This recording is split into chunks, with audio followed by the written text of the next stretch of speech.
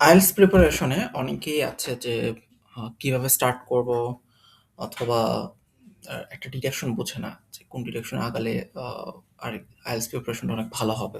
অথবা এটাও মনে করে যে এত রিসোর্স কোনটা ইউজ করব? লাইক এটা হচ্ছে রিসোর্সের একটা ওভারলোড। আবার অনেকে মনে করে যে আচ্ছা আমার তো ফাউন্ডেশন অনেক উইক, আমি ইংলিশ কিচ্ছু পারি না, ইংলিশের গ্রামার কিচ্ছু পারি না। এটাও একটা প্রবলেম। আবার অনেকে মনে করে যে আচ্ছা আইএলটিএস এ তো রাইটিং আছে, আমি কি লিখবো? আমি তো আসলে ফাউন্ডেশনটা পারি না। আবার স্পিকিং এর অনেক দুর্বলতা, আবার অনেক ভয় কাজ করে। আমি কি আসলে একজনের সাথে কথা বলতে পারবো ইংলিশে? আমি তো সবসময় বাংলায় কথা বলি। আবার অনেকে মনে করে যে আ IELTS এ তো শুনেছি যে রিডিং থেকে অ্যান্সার বের করতে হয়। এটা আবার কিভাবে কি করব? আমি রুটিন কি মেইনটেইন করতে পারবো কিনা? আমি তো সারাদিন রিলস দেখি। সো আবার আ মনে করে যে আল্লাহ আমার মক টেস্ট দিতে হবে, আমার তো টাইম নেই। সো হিউজ, হিউজ প্রবলেম গুলো নিয়ে আসলে আ একটা স্টুডেন্ট IELTS এর প্রিপারেশন স্টার্ট করে, হ্যাঁ? তো এইটার জন্য অনেকে মনে করে যে আমার একটা গাইডেন্স প্রয়োজন, আমার একটা মেন্টর প্রয়োজন। বাট এই একটা আ জায়গায় সবাই প্রবলেম ফেস করে, সেটা হচ্ছে বা ওরই হয়, সেটা হচ্ছে যে আমার টাইম নেই। টাইম নেই বলতে আমার সামনে এখন আইএলটিএস দিতে হবে। আমার ইনটেক চলে আসছে। আমার অফার লেটার ম্যানেজ করতে হবে।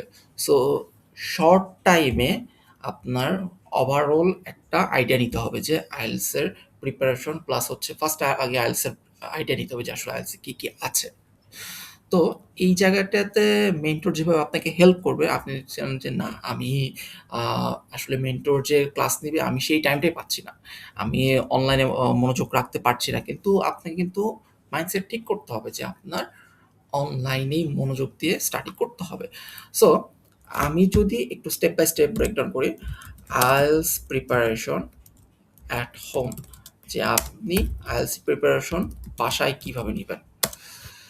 সো এইখানে একটা আ কাজ করতে হবে, সেটা হচ্ছে আপনাকে মাইন্ডসেটটা সবার আগে ক্লিয়ার করতে হবে যে না আমি বাসায় বসে প্রিপারেশন নিতে পারবো, হ্যাঁ? আপনাকে মেন্টর হেল্প করবে, বাট আপনার যদি টাইম কম থাকে সেক্ষেত্রে কিন্তু প্রিপারেশনের যে ব্যাপারটা আছে, হ্যাঁ? হোল প্রিপারেশন নিতে কিন্তু অনেক কিছু করতে হবে আপনাকে। লাইক হচ্ছে আ আপনার আগে দেখতে হবে যে কোন মেন্টর ভালো পড়ায় আপনাকে, হ্যাঁ? আবার টাইমটাও দেখতে হবে যে তারা আসলে সেই টাইম শিডিউলে আপনাকে পুরাটুকু কভার করতেছে কিনা। ওকে? অ্যান্ড তারা কি আসলে স্টার্টিং থেকে পড়াচ্ছে কিনা। তো অনেক কিছু চিন্তা করে আরকি চিন্তা করতে হয় এসব কিছু। তো বাই দ্যা ওয়ে, আমি আপনাদেরকে যে প্রবলেমগুলো নিয়ে বললাম যে আপনারা আসলে মেইন ফোকাস হচ্ছে বাসায় আপনারা কিভাবে প্রিপারেশন নিবেন। অ্যা আমি আসলে যেভাবে প্রিপারেশন নিয়েছি, আমার জব, ফ্যামিলি অ্যান্ড আদার্স কাজগুলোর পাশাপাশি যে আমি আইএলটিএস প্রিপারেশন নিয়েছি, আ যদি টাইম শিডিউলটা বলি, আমি মাত্র 1.3 মান্থ, লাইক মাঝে আমাদের ঈদুল ফিতর ছিল। তার মধ্যেও আমি আমার আইএলটিএস প্রিপারেশন নিয়েছি। আ সো এখানে আবার ১০ দিনের মতো একটা ব্রেক ছিল। তো আমার আসলে একটা হিউজ আ শিডিউল মেইনটেইন করতে হয়েছে। একটা রুটিন মেইনটেইন করে হয়েছে। সো এটা কিন্তু আপনাদের একটু মাথায় রাখতে হবে যে না আমি যদি আইএলটিএস দেই, আমাকে একটা আসলে প্রপার রুটিন মেইনটেইন করতে হবে, হ্যাঁ? সো আমি যদি ফার্স্ট এ চলে যাই যে আপনাকে একটা রুটিন মেইনটেইন করতে হবে। অ্যান্ড রুটিনটা হচ্ছে এরকম হইতে হবে যে একদম 0 থেকে। ফার্স্টে আপনি কি চিন্তা করবেন যে আমার আইএলটিএস এ কি, কি আছে? আইএলটিএস এ ৪ টা পার্ট আছে। এগুলো নিয়ে চিন্তাভাবনা করবেন। এগুলো পড়াশোনা করবেন। কোথায় আছে? তো ওভারঅল আমি শেয়ার করব রিসোর্স নিয়ে যে আসলে আমি কোন, কোন রিসোর্স ইউজ করেছি আমার ফুল জার্নিতে। আমার ১ মাস আ ১৫ দিন যে প্রিপারেশন ছিল, এই প্রিপারেশন আমি কি, কি ইউজ করেছি অ্যান্ড কিভাবে আসলে আমি আমার যে রিকোয়ারমেন্ট সেটা ফুলফিল করেছি। ওকে? তো এটা জাস্ট আমার ব্যক্তিগত অপিনিয়ন অ্যান্ড আমার যে রুটিনটা সেটা শেয়ার করা। আপনারা আপনাদের মতো করে আ প্রিপারেশন নিতে পারেন। ঠিক আছে? তো ফার্স্ট অফ অল আমি যদি বলি, আমি হচ্ছে অনলাইনে আ কিছু ফ্রি রিসোর্স আছে, সেটা হচ্ছে Facebook এ চাই আমি। Facebook এ এডুক্রাফট নামে একটা পেজ আছে, হ্যাঁ? তো তো এই পেজটা আমাকে কি করেছে? আমাকে সাজেশন দিয়েছে, হ্যাঁ? বিভিন্ন ফ্রি সাজেশন তারা প্রোভাইড করে। এদের পেইড সাজেশন আছে, বাট আমি কিন্তু প্রমোশন করছি না, বলে রাখলাম।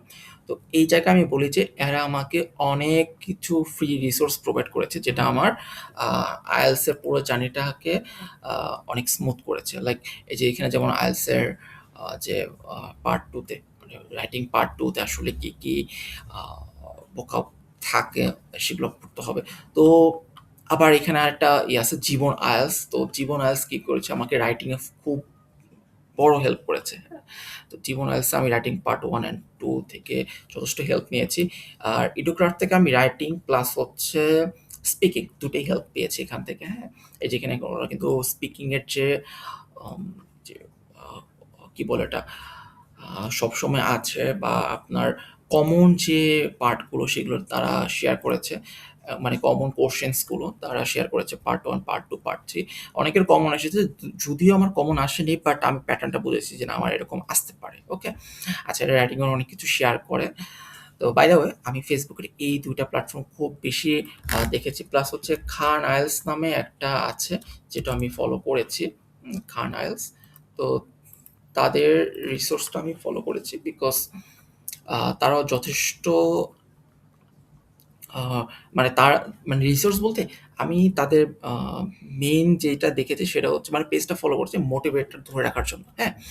এখানে একটা বিষয় বলে রাখি যে আপনি যখন IELTS এক্সাম দিবেন, হ্যাঁ? আপনি তো Facebook চালাবেনই। সোশ্যাল মিডিয়া আপনার ছাড়া আপনার জীবন চলে না, এটা সবাই জানে। তো সোশ্যাল মিডিয়াটাকে আপনি এমনভাবে বানিয়ে ফেলেন যে Facebook আসলে মনে হয় যে না আমার পড়তে হবে। আপনি তো আসবেন। আপনাকে আটকাতে পারব না। বাট আপনার সোশ্যাল মিডিয়াতে আসলে যেন মনে হয় যে না আমার পড়তে হবে। এরা সবাই IELTS এর স্কোর তুলতেছে, আমারও তুলতে হবে। তো খান IELTS এখানে একটা ভাইটাল রোল প্লে করেছে। লাইক আমি যখন ঢুকতাম খান আইএলটিএসরা এই যে এগুলা তাদের সাকসেস পোস্ট করতো। তো আমি দেখলেই মনে হতো যে আমার তো পড়তে হবে। আমি সাথে তখন কি করতাম যে মোটিভেশনটা ধরে রেখে আমি আবার স্টার্ট করতাম পড়া। তারা মেইনলি রাইটিং নিয়ে কাজ করে, বাট আমি কিন্তু কোনো কোর্স করিনি এদের। আমি কোনো কোর্স করিনি। আমি জাস্ট এই যে এই পেজগুলো ফলো রেখেছি বিকজ অফ আমার রিসোর্স প্রয়োজন, আমার মোটিভেটটা যেন কন্টিনিউয়াস ধারায় থাকে এর জন্য আরকি। ঠিক আছে? সো Facebook তে গেলে এই ৩ টা রিসোর্স। এছাড়া আমি যদি YouTube এ যাই, জীবন আইএলটিএস কিন্তু আমাকে ব্যাপক হেল্প করছে, হ্যাঁ? জীবন আইএলটিএস এর যদি আমি প্লেলিস্ট বলি, আ জীবন আইএলটিএস এর আমার এই যে রাইটিং প্লেলিস্টটা খুব বেশি হেল্প করছে। আমি রাইটিং প্লেলিস্ট ফুল দেখছি, হ্যাঁ? আমি যদি এখানে যাই, আর রাইটিং প্লেলিস্ট আমি ফুল দেখছি। হ্যাঁ, ফুল দেখছি আমি। এটা একদম A to Z সব দেখছি আমি। হ্যাঁ, এখানে হয়তোবা দেখাচ্ছে না। তবে রাইটিং পার্ট 2 আমি সবগুলো ভিডিও দেখছি। রাইটিং যদিও আমি IELTS মাহিরের ভিডিওগুলো দেখছি, সেটাও ভালো ছিল। বাট আমি এটাও ফলো করছি আরকি, হ্যাঁ? আর হচ্ছে স্পিকিং এর কিউ কার্ডটাও আমি এখানকার ফলো করছি। টুকটাক, খুব বেশি না।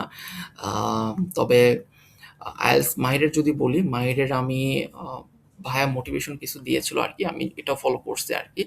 আর হ্যাঁ, বাংলা আইএলটিএস এর আমি লিসেনিংটা দেখেছি। ওটা খুব ভালো ছিল বাংলা আইএলটিএস। লিসেনিং আসলে দেখার কিছু নাই, এমসিকিউ বাদে। হ্যাঁ? বাংলা আইএলটিএস যদি বলি, বাংলা আইএলটিএস এর আপনার আমি যে পার্টিকুলার দিচ্ছি এটা হচ্ছে আমি ফলো করেছি, হ্যাঁ? লিসেনিংটা বেস্ট ছিল বাংলা আইএলটিএস এ। কারণ হচ্ছে আ রাশেদ ভাই খুব ভালো করে বুঝিয়েছে, আমি অস্বীকার করব না। রিডিংও দেখতেছিলাম, বাট পজ করছি মাঝখানে। আর দেখিনি, কারণ রিডিংটা কি প্র্যাকটিসের উপর। একটু প্যাটার্নটা বুঝলে আমি পরবর্তীতে প্র্যাকটিসে চলে গেছি। আচ্ছা, আমি তো রিসোর্স নিয়ে কথা বলছি, আর হচ্ছে আমি বলব স্ট্রাকচার কোন ওয়েতে আপনি ফলো করবেন। এছাড়া আমি যদি বলি এদিকে হ্যাঁ, মোটামুটি এই ২ টা এই ৩ টাই ফলো করছি আরকি। খুব বেশি ফলো করি নাই। আর একটা বিষয় সেটা হচ্ছে যে একটা ওয়েবসাইট আছে, সেটা হচ্ছে জাম্পিন্টো। হ্যাঁ, জাম্পিন্টো। তো এইটাতে আমি একদম ধুমায় প্র্যাকটিস করছি বলতে পারেন যে আমি এভাবে প্র্যাকটিস করছি। ডেইলি হচ্ছে একটা করে আ পার্ট দিতাম, সেটা হচ্ছে লিসেনিংটা বেশি ফোকাস রাখা। তো এখানে একটা বিষয় যে আপনি যদি আ একটাতে ফোকাস করেন, লাইক হচ্ছে আপনি স্ট্রং পয়েন্টটা বের করতে চান, তাহলে আগে একটা ফুল মক টেস্ট দেন। দেখেন যে কোনটা সহজ লাগে। মানে আপনি IELTS এ কিছুই জানেন না। তো আগে একটা মক টেস্ট দেন। দেখেন, বুঝেন। টাইম লাগলে লাগুক। টাইম লিমিটেশন বাদ দেন। বাদ দিয়ে কি করবেন যে IELTS এর আপনি একটা মক টেস্ট দেন। দেওয়ার পর দেখেন যে কোনটাতে কি আসে। তো নরমালি সবাই বলে যে লিসেনিং সহজ। আসলে লিসেনিং সহজ। লিসেনিং এর স্কোর তোলা সহজ। হ্যাঁ, লিসেনিং আর হচ্ছে আপনার রিডিং, এই ২ টা কিন্তু স্কোর আপনার হাতে। হ্যাঁ? তো এটা মাথায় রাখবেন যে লিসেনিংটা সহজ। লিসেনিংটা শোনার সাথে, সাথে আপনার লিখতে হবে। তো এই ক্ষেত্রে লিসেনিংটা বেশি, বেশি প্র্যাকটিস করুন। লাইক 7, 7.8 তোলা খুবই সহজ। ওকে? আর রিডিং এ যদি বলি, রিডিং এ একটু টাফ বিকজ রিডিংটা খুঁজতে হয়, অনেক টাইম কনজিউমিং, হ্যাঁ? খুঁজে রিডিং এর কিন্তু অ্যান্সার রিডিং পার্টে মানে প্যাসেজেই থাকে। বাট আপনি কিন্তু আ একটু টাইম লাগবে আরকি খুঁজতে যে আসলে পার্ট বাই পার্ট কোথায় কি আছে, হ্যাঁ? একটু ঘুরিয়ে ফিরিয়ে থাকে বাট কিন্তু রিডিং এর সবগুলো অ্যান্সার রিডিং এই থাকে, প্যাসেজেই থাকে, হ্যাঁ? আচ্ছা, রাইটিং কিন্তু আপনি এখানে বলেন যে রাইটিং এর অনেকে বলে যে আচ্ছা টেমপ্লেট ফলো করলে স্কোর কমে যায়। আসলে না, টেমপ্লেট ফলো করতে পারেন। হ্যাঁ, টেমপ্লেট ফলো করে অনেকে ৬ বা ৭ তুলে। তো আমি রেকমেন্ড করব যে জীবন আইএলটিএস এ যদি আপনি পার্ট 1 স্পেশালি যদি ফলো করেন, আপনি reading a writing A easily 6 তুলতে পারবেন। হ্যাঁ? পার্ট 1 এ 6.5 বা 6 ইজিলি তুলতে পারবেন। আর পার্ট 2 হচ্ছে একটু প্র্যাকটিসের বিষয়। হ্যাঁ? আপনার আইডিয়া থাকতে হবে। লাইক এডুকেশন নিয়ে, হ্যাঁ? অথবা আপনার গভর্নমেন্ট নিয়ে, হ্যাঁ? পলিসি নিয়ে বা লাইফস্টাইল নিয়ে, এগুলো একটু আইডিয়া থাকতে হবে, হ্যাঁ? সো আপনার যদি আইডিয়া থাকে বাংলা, তো ওইটা ইংলিশে কনভার্ট করে লিখতে হবে, লিখা জানতে হবে। অ্যান্ড আ বোথ ভিউজ অথবা আপনার ডায়ালগ, এটাতে আসলে বুঝতে হবে যে কোন পার্টে কিভাবে লিখতে হয়, হ্যাঁ? এটা আপনার ওই যে ভিডিওগুলো দেখলেই বুঝতে পারবেন প্যাটার্ন গুলো কিভাবে কি। আর স্পিকিং পার্ট আমি যদি বলি, মোস্ট ইম্পোর্টেন্ট পার্ট, স্পিকিং এ কি করবেন যে আমি যদি এখানে বলি যে স্পিকিং এ পার্ট 1 আ একদম ফুল ফোকাস দিবেন আপনি, হ্যাঁ?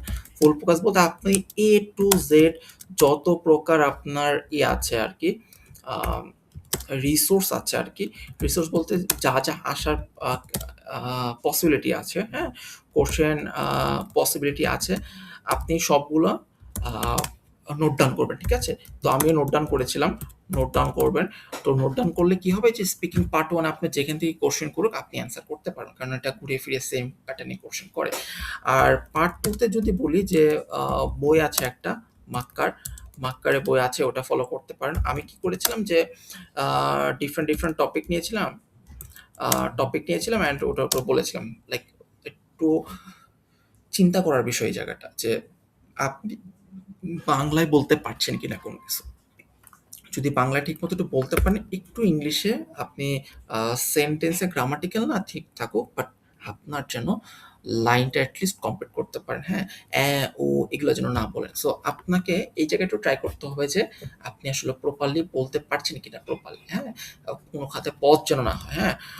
ডোন্ট পজ আরকি আমি যদি বলি যে ডোন্ট পজ। পজ হলে আপনার কি হবে যে আপনি এখানে আসলে ভালো স্কোর করতে পারবেন না, হ্যাঁ? Don't pause. তো আরেকটা বিষয় কি, আর ইয়ের ক্ষেত্রে আমি বলব, আ কি বলে? আপনার স্পিকিং এর ক্ষেত্রে বলব যে অনেকেই না পার্ট 2 তে আসলে একটু ভয় পায়। লাইক পার্ট 2 তে কি হয় যে আসলে আমি কিভাবে বলব? সো এটার জন্য একটু আয়নার সামনে আপনাকে প্র্যাকটিস করতে হবে। এটা হচ্ছে প্র্যাকটিস, মিরর প্র্যাকটিস। সো ভয়টা কেটে গেলে কি হবে যে আপনি টপিক আসলে কমন পড়ুক না পড়ুক, একটু জোড়াতালি দিয়ে হলেও আপনি বলতে পারবেন, হ্যাঁ? তো বলার যে ক্যাপাবিলিটি, এটা আপনাকে অর্জন করতে হবে। আয়নার সামনে প্র্যাকটিস করতে হবে। অ্যান্ড এখানে একটা বিষয়, ChatGPT আপনার কাছে আছে।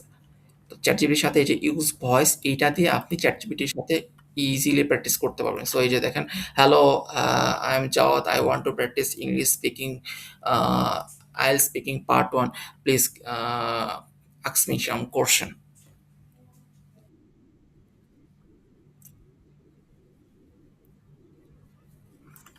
সো আপনি কিন্তু খুবই আরামসে ChatGPT র সাথে প্র্যাকটিস করতে পারেন। আমি Gemini র সাথেও করেছি। Gemini আপনি ফোনে এটা প্র্যাকটিস করতে পারবেন। আমি একবার ইনশাআল্লাহ দেখায় দিব ওটা কিভাবে করে, হ্যাঁ? Gemini কিন্তু খুবই ইজিলি আপনি এই যে স্পিকিং প্র্যাকটিসটা করতে পারবেন, হ্যাঁ? স্পিকিং পার্ট কোয়েশ্চেন বলবেন, সে আপনাকে ধরবে অ্যান্ড ফিডব্যাক দিবে, ঠিক আছে? সো এটা কিন্তু অনেক সুন্দর একটা যে আপনি এআই এর সাথে প্র্যাকটিস করেন, practice with AI. So ChatGPT and হচ্ছে আপনি Gemini র সাথে প্র্যাকটিস করতে পারেন।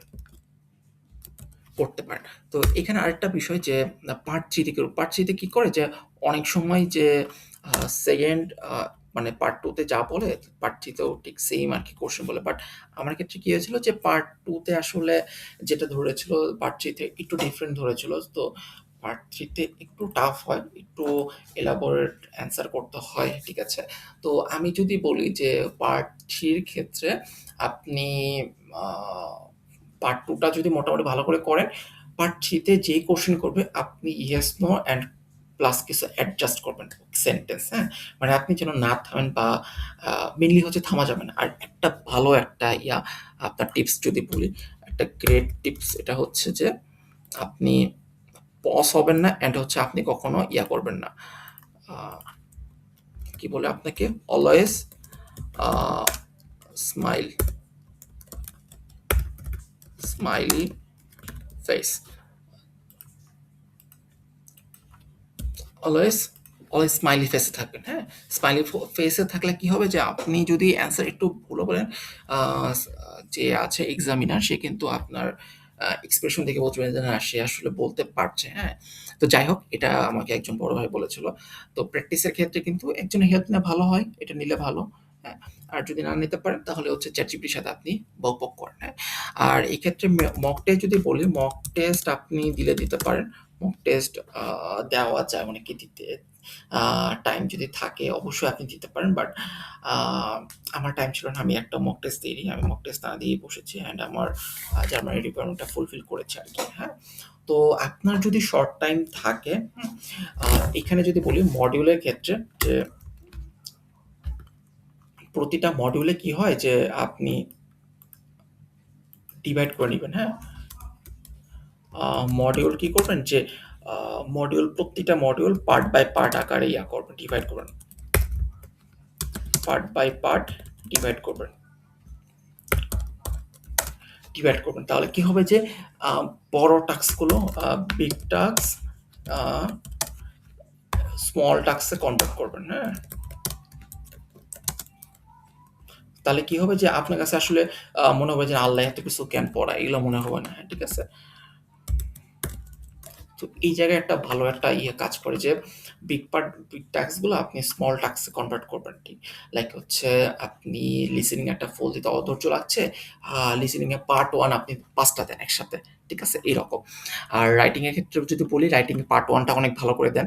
মানে হচ্ছে আমি যদি এটা মেইন কথা বলি সেটা হচ্ছে যে স্ট্রং পয়েন্ট ফাইন্ড আউট করা। স্ট্রং পয়েন্ট ফাইন্ড আউট করা। লাইক হচ্ছে আপনি লিসেনিং পার্ট 1 ভালো করেন। তো আমি আসছি জানি এটা নিয়ে কেন বলছি। পার্ট 1 অ্যান্ড পার্ট 2 আপনি ভালো পারেন। তারপর হচ্ছে রাইটিং। একটু সিরিয়াল লিখি। রাইটিং। আচ্ছা, আমার এখানে আসতেছে না। আচ্ছা, রাইটিং, রাইটিং পার্ট 1 অনেকে ভালো পারে। ঠিক আছে? তারপর হচ্ছে রিডিং। রিডিংয়েও অনেকে পার্ট 1 ভালো পারে। তারপর হচ্ছে স্পিকিং। স্পিকিং এও তো পার্ট 1 সবাই ভালো পারে। ঠিক আছে? তো আপনি কি করবেন যে দেখেন এখানে যদি আপনি আ আর মানে ১৮ র মধ্যে ২০ এর মধ্যে যদি ১৮ পান মানে হচ্ছে বা ১৭ পান ধরলাম ১৭ পাইছেন আপনি। ঠিক আছে? তারপর হচ্ছে পার্ট 2 তে আপনি যদি ওভারঅল আ ৭ তুলতে পারেন, পার্ট কিন্তু সহজ আরকি, হ্যাঁ? ব্যান্ড 7 তুলতে পারেন।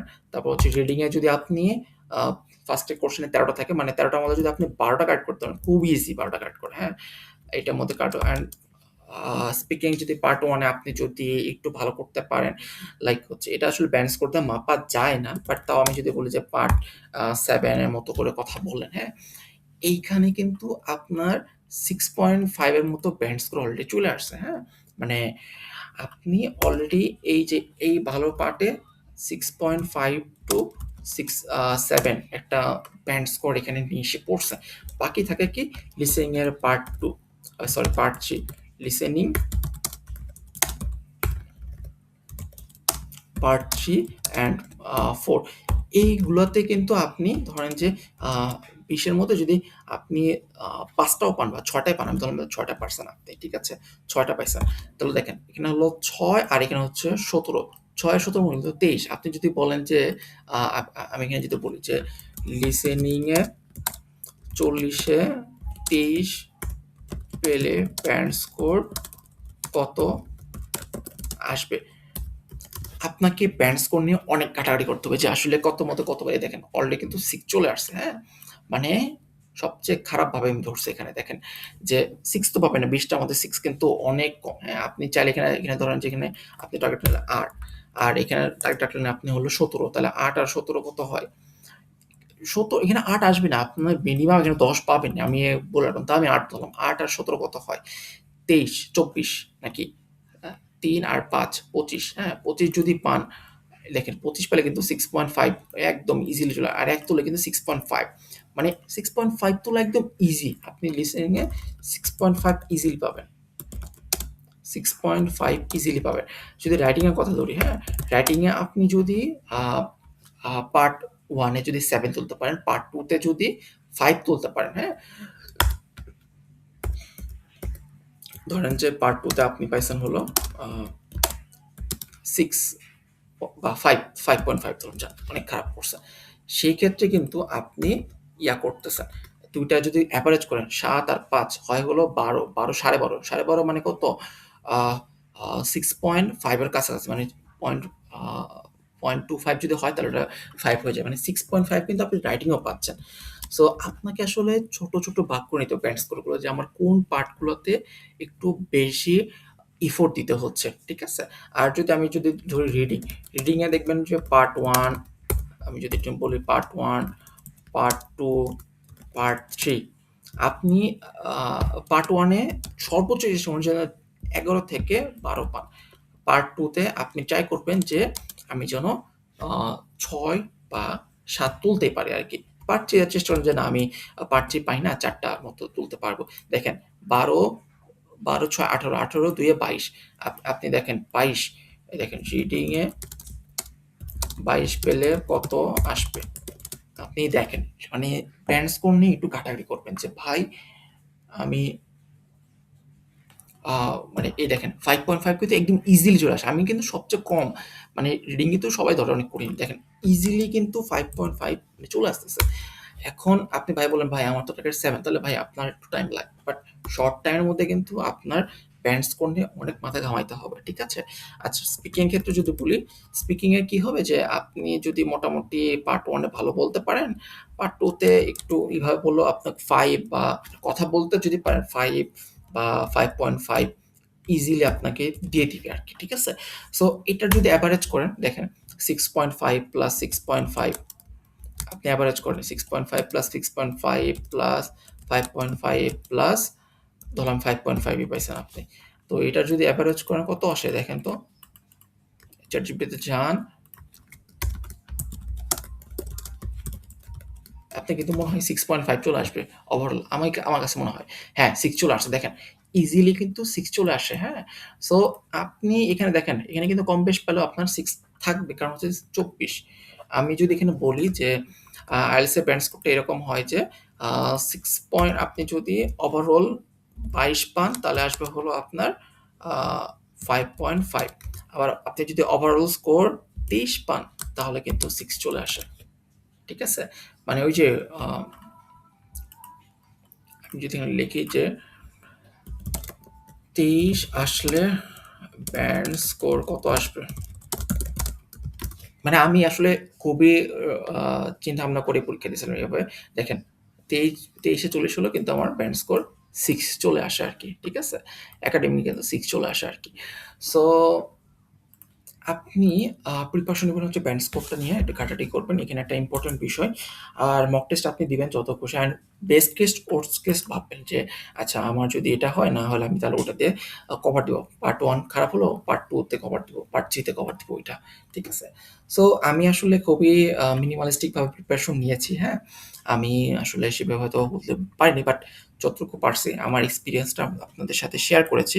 আশা করি আপনাদের ভালো লেগেছে। আপনারাও চাইলে এভাবে ইনশাআল্লাহ প্রিপারেশন নিতে পারেন। আমি যে রিসোর্স এর কথা বললাম, হ্যাঁ?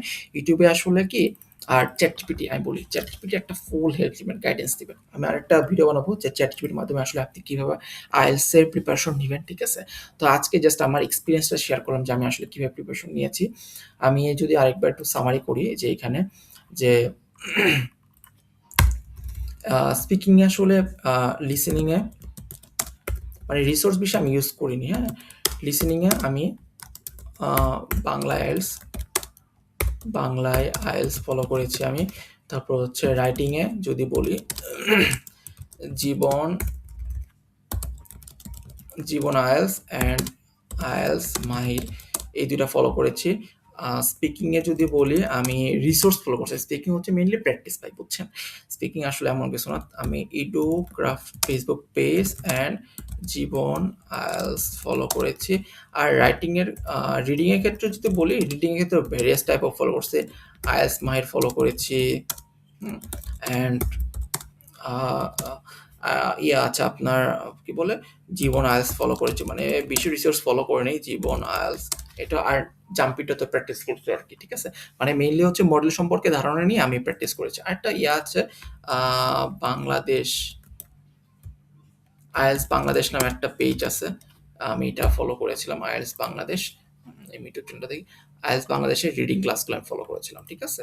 সো আপনি এটা লিখে দিচ্ছে আইএলস আইএলস।